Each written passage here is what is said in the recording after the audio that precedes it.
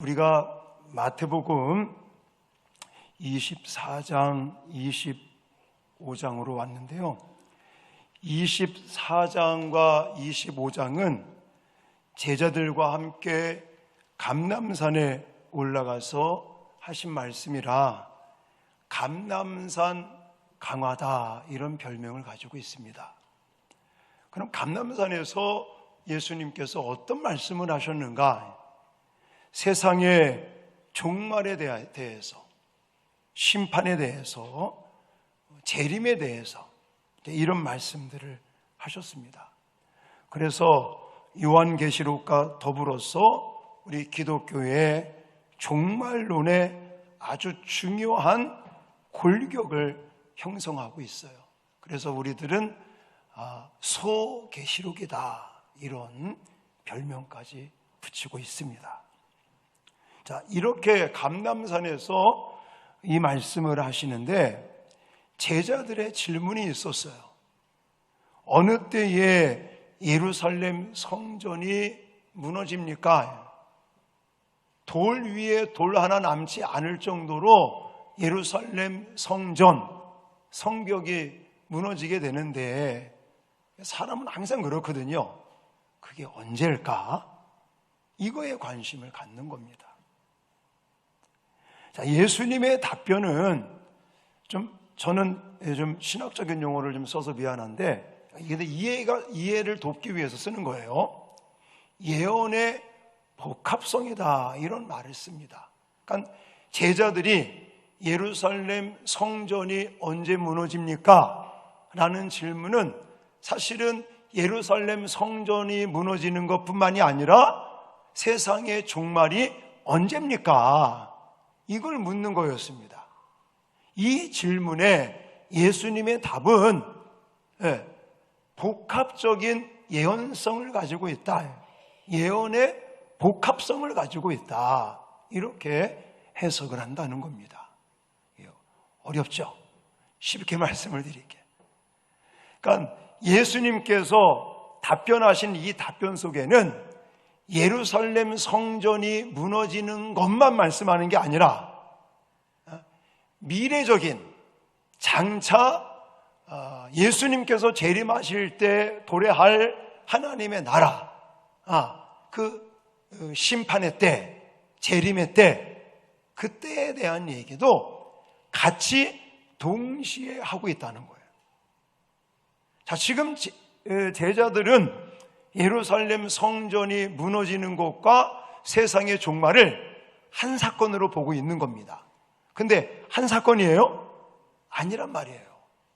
우리는 잘 알고 있듯이 AD 70년에 이제는 로마에 의해서 예루살렘 성전이 돌 위에 돌 하나 남지 않을 정도로 예수님께서 예언하신 대로 무너지고 맙니다. 멸망하고 말아요. 근데 그때가 세상의 종말의 때는 아니라는 것이죠. 그래서 예수님께서 답변하시는 이 답변 속에는 예언의 복합성을 가지고 있어서 예루살렘 성전이 무너지는 것도 말씀하고 있지만 미래적으로, 이 장래적으로는 예수님께서 재림할 때에 대한 이야기도 복합적으로 함께 동시에 하고 있는 것이다 라는 해석을 해야 된다는 것입니다. 그러면 이제 이 말세다, 종말이다, 재림이다 이런 이제 생각을 해야 되는데 아까도 말씀드렸지만 사람들이 종말, 재림, 심판, 이 마지막 때 이런 얘기를 하면 사람들은 항상 어디에 관심을 둬요? 언제일까? 이거에 관심을 둔단 말이에요. 그러면 한번 생각해 보자고요. 이 언제 예루살렘 성전이 무너지는지 현세적인 사건이죠.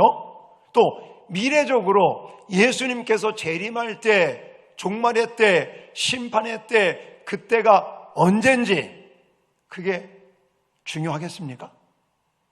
만약에 중요하다면 예수님께서 말씀을 하셨을 것이라고 저는 생각을 합니다.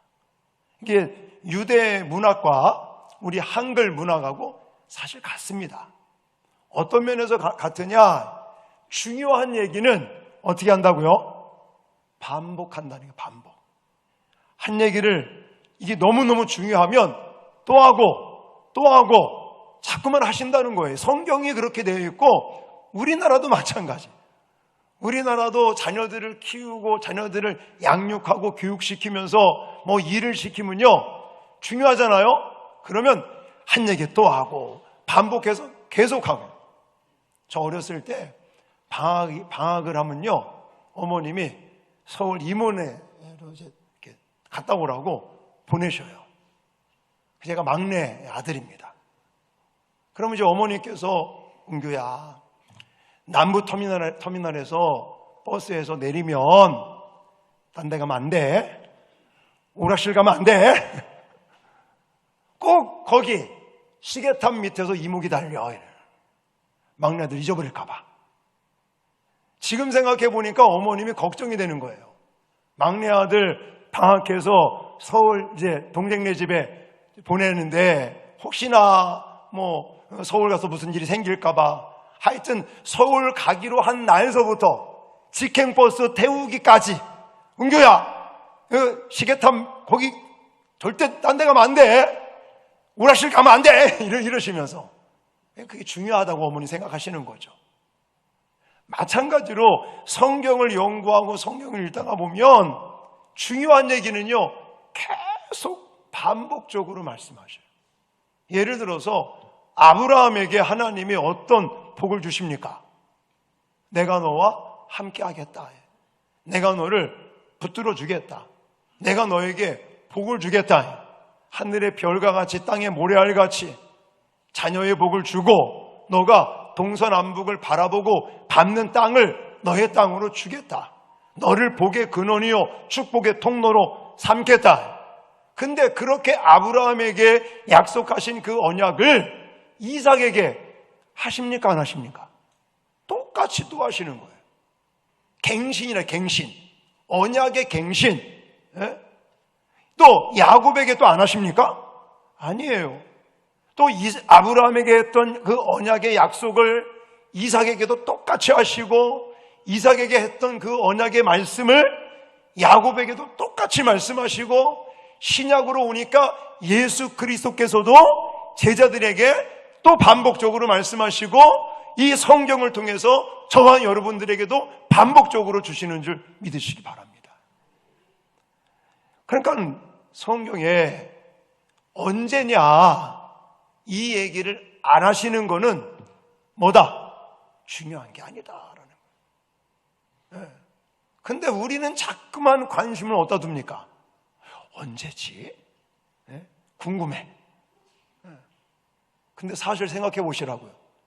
내가 개인적인 종말, 무슨 날이에요? 죽는 날. 내가 예를 들어 2024년도 2월 1일 날 몇 시에 어디서 뭐 하다가 죽는다.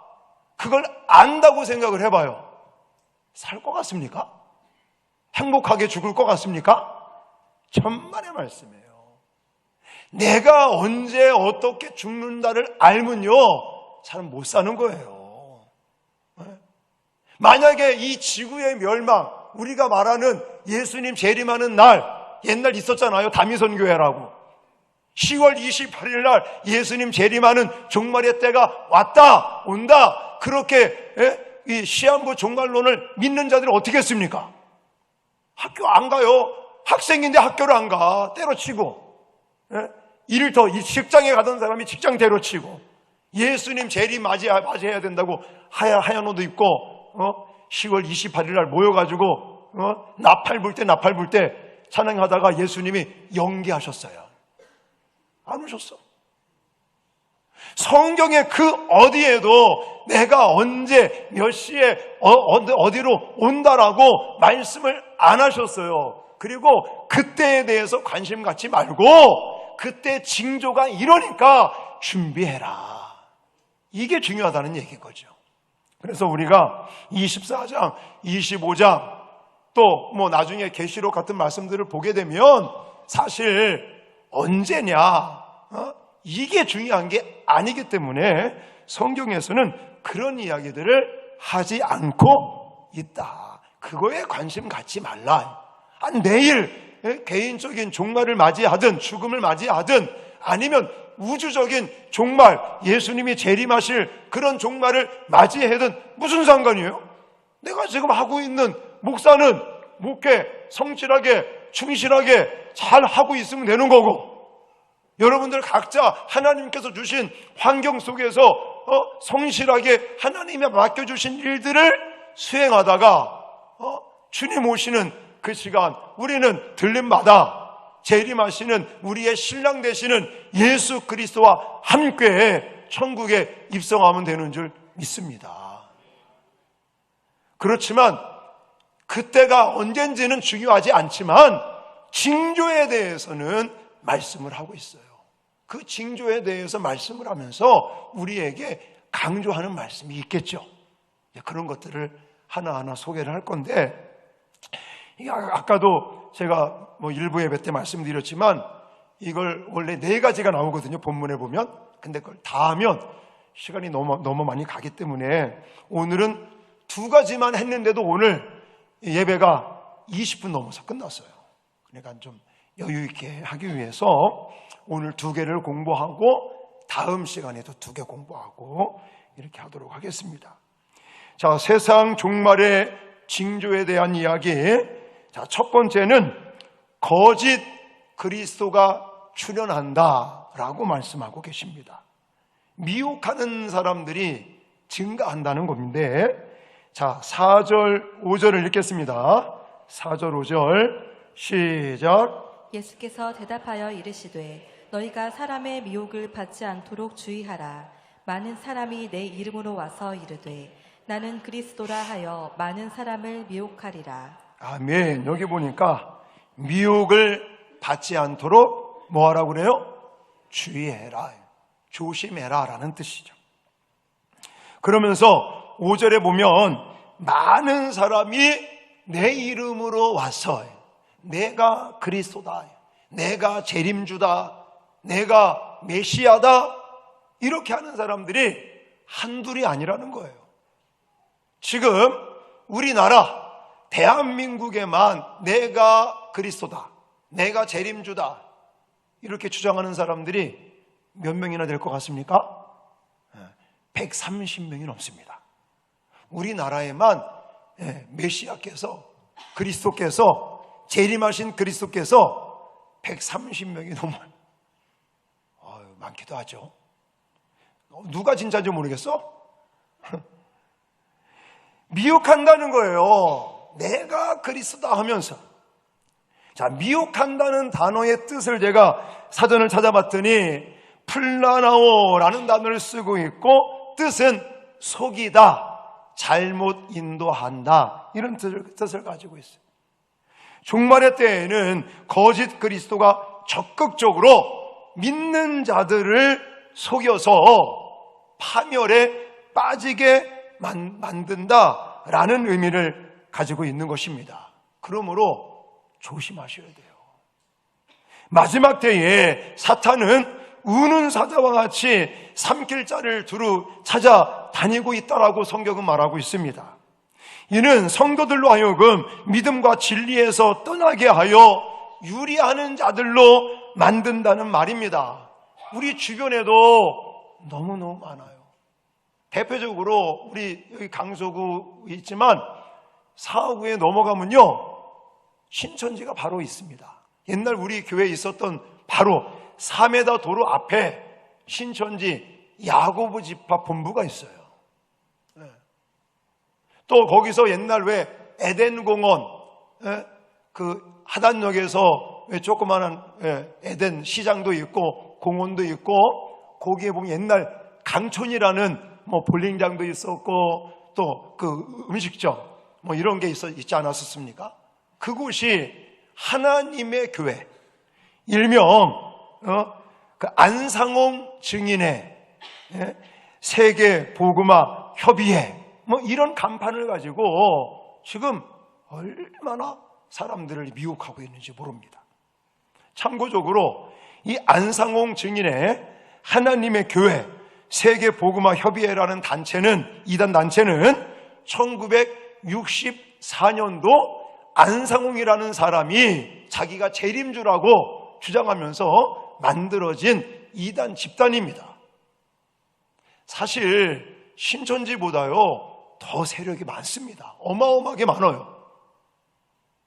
제가 개인적으로 연구하고 추산하기로는 100만은 넘어가지 않았을까. 100만 하니까 별로 감이 안 오시죠? 엄청나게 많은 거예요. 우리 부산의 인구가 350만이라고 말합니다. 제가 20년 전에 부산 내려와서 개척할 때는 380만 명 이제 넘어서 400만을 향해 간다고 그랬는데 지금 인구가 줄어가지고 지금 부산의 인구가 350만입니다. 물론 안상홍 증인회에서 주장하는 건 자기네들 세력이 35만 명이라고 말을 합니다. 근데 그건 뻥인 것 같아요. 왜냐하면 우리 기독교도 마찬가지거든요. 허수가 많아, 허수가. 그래서 교단별로 이 교세를 통계낸 걸 보면 옛날에 우리나라 최고 피크였을 때가 1200만 명이라고 말했었는데 그것이 줄고 줄어서 어떤 분들은 800만이 될 것이다, 어떤 분들은 700만이 될 것이다, 이렇게 추측을 하는데 저는 개인적으로 600만 넘어가면 다행이다 이렇게 생각을 합니다. 그럴 것이 지난주에 부흥 강사 목사님도 이렇게 식사하면서 또 같이 얘기를 나누면서 교회에 대한 얘기를 하다가 제가 우리 교회는 그냥 6개월 단위로 연락도 안 되고 교회도 안 나오고 잃어버리면 그냥 뺀다고 그랬더니 야단을 치시더라고요. 대선배님이니까 한자 후배 목사한테 그렇게 하면 안 된다고, 하나님이 그 영혼을 얼마나 기다리시겠느냐고, 절대 빼지 말고 그냥 따로 관리를 하라고 이러시면서 그 교회도 그렇게 관리를 한다고 말씀하시는데, 그러니까 10,000몇천 명이다 말씀하시는 거더라고요. 사실은 우리 교회처럼 이렇게 출석하는 사람 등록 교인을 그냥 6개월 단위로 막 정리하면 사실 우리나라 한국 교회의 숫자가 저는 600만 넘어가면 다행이다. 근데 하나님의 교회의 숫자가 얼마라고요? 100만이 넘어갈 거라고요. 어마어마한 거예요. 그러면 거기에 빠진 사람들이 교회를 한 번도 안 다니다가 하나님의 교회, 지금 어머니 하나님이 등장했습니다. 안상홍이가 재림주께서 돌아가셨어요. 죽으니까 이제 그 장길자라는 부인이 이제 교주가 돼가지고 어머니 하나님 행세를 지금 하고 있습니다. 그래서 사람들이 모여서 지금 난리를 치고 있는데 그 인원이 100만 명이 넘을 것 같아요. 제가 볼 때는. 그만큼 거기에 빠진 사람들은 교회를 안 다녔던 사람들이 아니라는 거예요. 교회를 다녔던 사람들이 빠져버려요. 신천지에 가보십시오. 우리가 코로나를 겪으면서 다 이제 이렇게 드러났잖아요. 그래서 그들은 지금 한 60만 명 이렇게 얘기를 하던데, 저는 개인적으로 신천지는 한 50만 명 정도 되지 않을까? 이런 생각을 하는데, 어쨌든 숫자가 중요한 게 아니라 거기에 빠진 사람들, 신천지에 빠진 사람들, 하나님의 교회에 빠진 사람들이 교회를 안 다녔던 사람들이 아니라 교회를 다녔던 사람들인데 이단에 빠진단 말입니다. 가짜 그리스도, 거짓 그리스도, 거짓 예언자, 거짓 선생들에게 빠졌다는 거예요. 그러면 왜 그들이 빠질까? 저는 이제 본문에 나와 있지는 않지만 제 나름대로 생각을 해봤어요. 그 전에 하단동에 있을 때 신천지에 빠졌던 사람들과 이렇게 상담을 해보면 그 사람들마다 공통적으로 하는 얘기가 있습니다. 그게 뭐냐면 말씀이 갈급해서 왔어요. 그런 말을 해요. 좋죠? 하나님의 말씀의 은혜를 받고자 하는 그 마음은 저도 좋다라고 생각을 합니다. 근데 그냥 단순하게 말씀의 은혜를 받고 싶어서 말씀이 갈급해서 빠진 것만 있는 것은 저는 아니라고 생각을 해요. 오늘날 한국 교회의 모습을 보십시오. 물론 교회에서 성경을 가르치지 않는 것도 물론 문제가 있지만 어떤 문제도 있느냐? 성도들의 귀가 너무너무 큰 거예요. 커. 저도 마찬가지. 저도요, 목사지만 설교를 듣습니다. 제가 좋아하는 목사님들, 또 제가 좋아하는 교회 홈페이지나 들어가거나 유튜브 들어가서 저도 말씀을 들어요. 근데 문제가 뭐냐면 은혜를 못 받는다는 거예요. 왜냐? 예를 들어서 마태복음 24장 1절로 14절 주부를 딱 보니 세상 종말의 징조, 뻔한 설교가 나오겠구나. 하도 교회를 다니면서 많이 듣다 보니까 요즘은 또 유튜브를 통해서 말씀을 많이 듣다 보니까 귀만 커진 거예요. 그러다 보니까 본문 읽고 제목 딱 나오면 오늘 어떤 설교 하겠구나. 이 설교는 누가 좀 들어야 되는데. 이렇게 돼버리는 거예요. 그러면서 한다는 얘기가 뭐냐? 좀 쇼킹한 말씀 없을까? 내가 지금까지 신앙생활하고 믿음생활 해오면서 들었던 말씀 말고 좀 새로운 말씀 없나? 뭔가 좀 나에게 어떤 자극을 줄 만한 그런 신선한 말씀이 없나? 있죠. 이단에 가면. 여러분, 진리가 바뀝니까? 진리는 안 바뀌는 거예요. 아까도 말씀드렸잖아요. 중요한 얘기는요, 하고 또 하고 또 하고 또 한다니까요. 성경을 연구해 보면 이렇게 나와요. 지금은 다 그걸 못하게 만들어 놨지만 옛날 교회 홈페이지 만들기 전에 다음 카페를 하나 만들어 놓고 거기다가 이제 제 설교를 올렸어요. 그랬더니 이제 신천지 사람들이 들어와서 막 비판을 하는 거예요. 이제. 리플을 막 얼마나 다는지 제가 한번 읽어봤어요. 그랬더니 설교 진짜 못한다. 제 설교를 올렸는데 거기에 리플을 다는 거예요. 이제 신천지 애들이. 이걸 설교라고 하느냐? 내가 맨날 신천지 무너진다 막 난리를 치고 대적을 하니까 황씨가 문제다 이러면서, 황씨 왜 이렇게 설교를 못하는 거야 이러면서. 그러면서 한다는 얘기가 황씨는 맨날 한 얘기 또 하고 또 하고 또 하네. 저는 어떻게 생각하냐면요, 아니 진리의 말씀이고 하나님께서 성경 말씀이 나오는 것 그대로 전달자인데 성경 말씀에서 강조하기 위해서 반복해서 한 얘기를 또 하신다니까요. 이제 우리가 오늘 1절서부터 8절, 11절 제가 언급을 하겠지만 사실은 25장까지 가잖아요. 반복되는 얘기가 계속 나옵니다. 계속 나와. 그런데 그런 저의 설교를 들으면서는 신천지 애들은 그러는 거예요. 황씨가 설교를 못한다. 황씨는 맨날 한 얘기 또 하고 또 하고 또 한다. 여러분, 거짓 그리스도의 가르침에 조심하시기를 바랍니다. 특히나 내가 모태신앙으로 엄마 뱃속에서부터 설교를 듣다 보니까 귀만 커지는 거예요.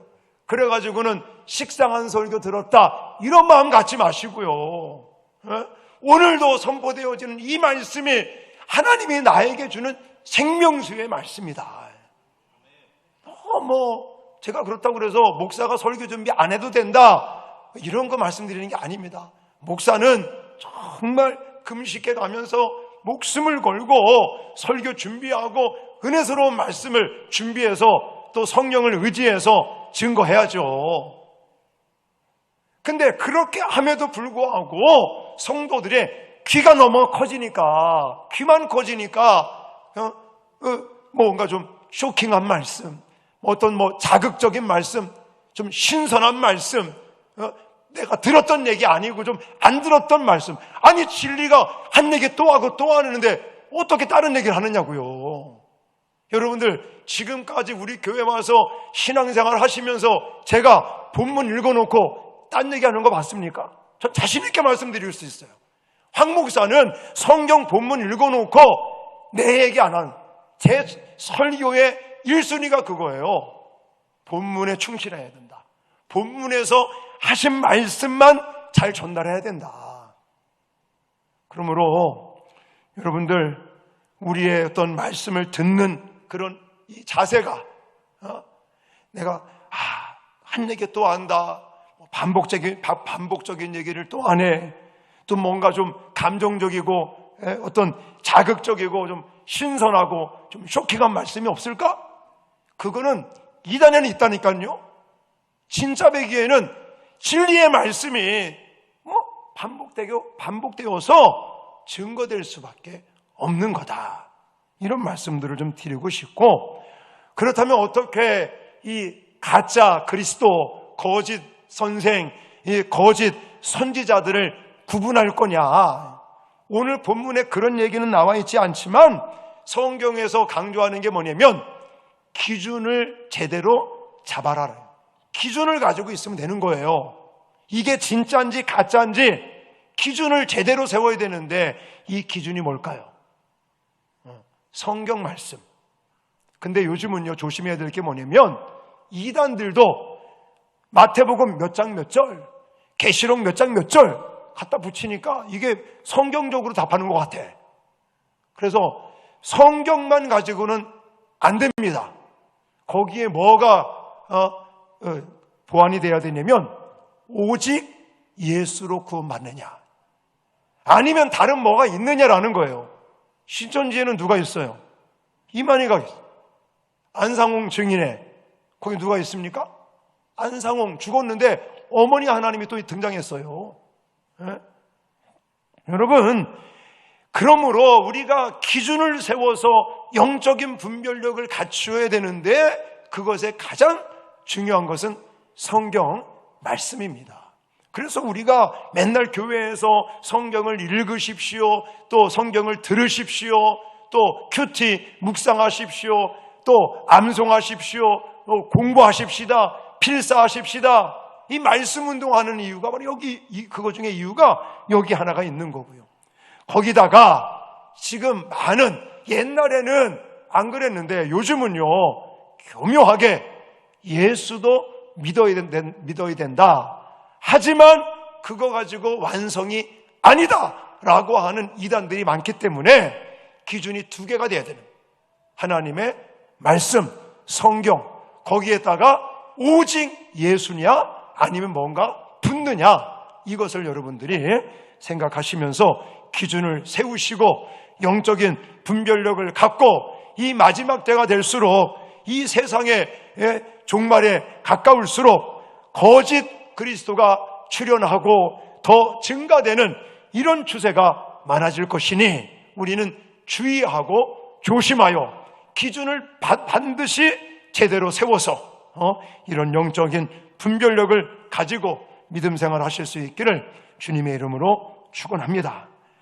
또 하나는요, 전쟁과 기근과 지진의 현상이 두드러지게 더 많이 나타난다는 것입니다. 자, 6절하고 8절까지 같이 읽겠습니다. 시작. 난리와 난리 소문을 듣겠으나 너희는 삼가 두려워하지 말라. 이런 일이 있어야 하되 아직 끝은 아니니라. 민족이 민족을, 나라가 나라를 대적하여 일어나겠고 곳곳에 기근과 지진이 있으리니 이 모든 것은 재난의 시작이니라. 아멘. 난리와 난리의 소문, 전쟁을 가리키는 것이죠. 지금도 전쟁이 하고 있잖아요. 옛날 우리가 예를 들어서 공산당이 좀 무너지고, 옛 소련이 무너지고, 또 동독, 서독해서 그것이 통일이 되고 이러면서는 냉전 시대가 이제 끝나나 보다라고 했지만, 오늘날 가만히 보면 절대로 끝나지가 않습니다. 더 심해지는 걸 볼 수가 있어요. 제가 문헌을 보니까 지난 5,500년의 역사를 확인해 보니까 5,050년 동안 전쟁이 몇 번이 일어났느냐? 14,000회가 일어났다고 그래요. 14,000. 이 말은 무슨 말이냐면 매년마다 약 2.6까지, 그러니까 2.6, 약 3번씩 전쟁이 일어났다라는 통계가 나오는 겁니다. 실제로 시대가 흘러갈수록 전쟁의 반발 빈도 숫자가 늘어나고 있다는 것입니다. 지금은 냉전 시대가 이제 끝났다라고 말하지만 지금도 이스라엘과 하마스가 전쟁을 치르고 있고 또 우크라이나하고 러시아하고 지금 계속 전쟁을 치르고 있고 저 중동 지역에는 지금도 이게 텔레비에 뉴스에 안 나와서 그렇지 끊임없이 작은 소수 민족들이 전쟁을 하고 있는 것입니다. 자, 전쟁뿐만이 아닙니다. 지금 우리가 살고 있는 이 시대 속에는 자연재앙이라고 하는 지진이나 이런 부분들도 너무나 많이 지금 일어나고 있어요. 자, 지진을 한번 제가 말씀드려 볼게요. 18세기의 자료를 볼 것 같으니까 지진이 약 640회 정도가 일어났다고 말합니다. 그럼 18세기에는 640회의 지진이 일어났는데 19세기에 넘어와서는 2119번의 지진이 일어났다고 그러는 거예요. 자, 그럼 18세기에는 1000번이 안 일어났습니다. 근데 19세기에 올라가니까 2000번이 넘어갔어요.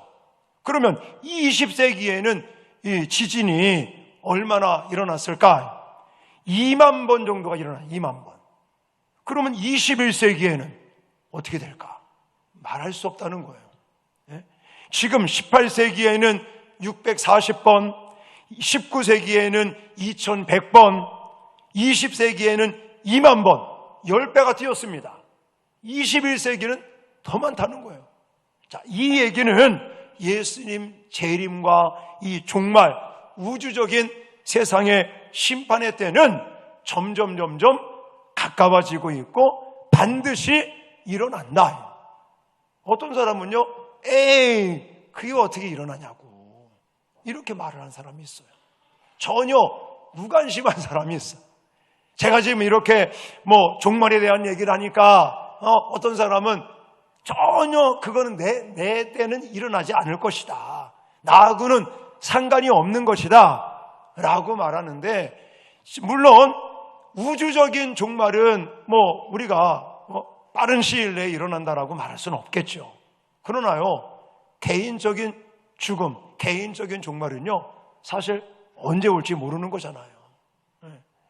자, 오늘날 이렇듯 전쟁이라든지 지진이라든지 아니면 기근 같은 것도 마찬가지입니다. 사실 우리나라에 사니까 먹는 거 별로 생각 안 합니다. 만약에 굶었다 그러면 그 사람은 어떤 사람 취급받을까요? 게으른 사람이다라는 거예요. 우리나라에서 먹는 거 배고프다, 밥을 못 먹어서 굶주려서 배고프다, 이건 상상할 수가 없죠. 그러나 당장 저 휴전선 위에 북한에만 가도요, 제가 자료를 보니까 북한에 1년에 300만 명이 굶어 죽는다는 통계가 있더라고요. 와, 이거 엄청난 거 아닙니까? 만약에 우리 애들한테 배고프다 그러면 라면 끓여주세요 이럴 거 아닙니까? 쌀이 없어, 먹을 것이 없어, 이래서 굶주렸다, 굶어 죽는다, 상상이 안 가는데 여기 가까운 이북에만 가도 그렇게 많은 사람들이 굶어 죽는다는 거예요. 아프리카나 이런 데 가보면요, 정말 하루에도 수천 명씩 굶어 죽는 사람들이 있다는 겁니다. 자, 어쨌든 전쟁이 됐든 기근이 됐든 지진이 됐든 이런 현상들이 자꾸 늘어나고 있고, 이런 현상들은 결국 무엇을 증명해 주는 거다?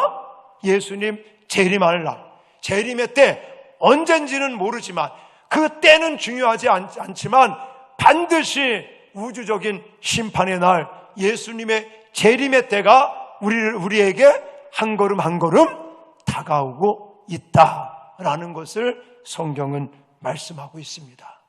그러므로 이런 일련의 징조들을 우리가 보면서 우리는 마땅히 이 종말의 때, 심판의 때 하지만 중요한 건 뭐냐면 우리에게는 심판의 때가 아니라는 거예요.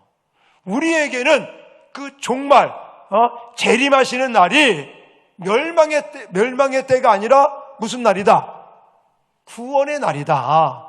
구원이 완성되는 날이다. 라는 것을 성경은 우리에게 말씀하고 있습니다. 그러므로 저와 여러분들은 깨어서 예수님 이 땅에 재림하실, 다시 우리의 영적인 신랑으로 이 땅에 오실 그 신랑을 맞이하는 신부가 되어서 거룩하고 순결한 믿음 생활을 통해서 마지막 종말을, 이 심판의 때를, 재림의 때를 준비하시면서 사시는 저와 여러분 되어질 수 있기를 주님의 이름으로 축원합니다. 좀 더 구체적으로 어떻게 우리가 준비해야 될 것인가, 이런 것들은 이제 24장 뒷부분에 가고 또 25장에 가면 열처녀 비유라든지 이런 이야기를 통해서 어떻게 무엇을 준비해야 될지, 이런 것들은 또 차차 하나하나 공부하면서 배울 수 있는 그런 시간이 있을 것입니다. 어쨌든 오늘 중요한 얘기는 마지막 때가 될수록 어떤 현상, 어떤 징조가 나타난다고요? 두 가지. 거짓 그리스도의 출현, 가짜들, 지금 말하는 이단들. 우리는 이단이 무너져라라고 물론 외치고 있지만 사실은 성경적으로는요, 이단은 가면 갈수록 더 많아진다, 이렇게 보시면 되겠습니다. 그래서 우리는 거기에 빠져드는 사람들마다, 아예 교회를 안 다녔던 사람은 거의 없어요. 다 교회를 다녔던 사람들이 그 미혹의 영에 사로잡히고 사람들의 사단의 꾀임에 넘어가서 기준이 없어서 이단에 빠지니, 우리들은 분명한 기준을 가지고, 어떤 기준? 성경과 말씀과 오직 예수라고 하는 기준을 가지고, 영적인 분별력을 가지고 이런 거짓 그리스도들을 조심하고 또 물리칠 수 있는 저와 여러분들이 되어야 될 줄 믿습니다.